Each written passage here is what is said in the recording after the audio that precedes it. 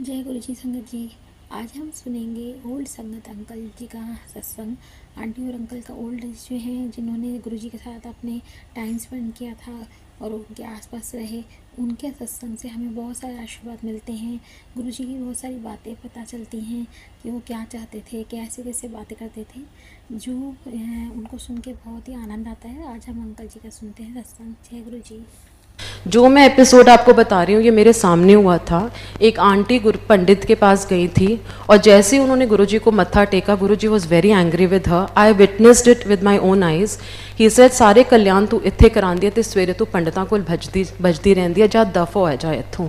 And she was really crying and then another episode I remember, I was sitting and Guruji was very very angry. जो संगत जाती थी गुरुजी के पास, उनको सबको मालूम है कि गुरुजी सबको बहुत शॉर्ट में बात किया करते थे और जिसके लिए होता था उसी को ही सुनाई देता था।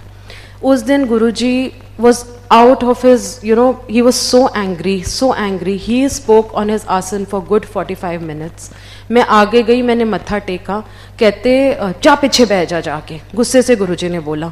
मैं पीछे जाके बैठ गई तो गुरुजी ने बोला, गुरुजी एक आंटी शायद किसी तांत्रिक के पास गई थी और गुरुजी उसको बहुत डांट रहे थे और गुरुजी ने 45 मिनट अपने आसन पे ये बात बोली कि तुम तांत्रिकों के पास जाते हो तो उन संगत को शर्म नहीं आती है। And Guruji was so hyper and so angry and this was an indication that we don't have to go to any tantric. Our system has to be very clean and clear.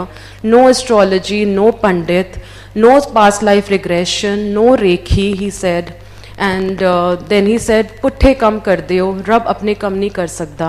And in another episode I remember, there was a Sangat auntie, she's a very dear friend of mine. She was wearing some gemstone.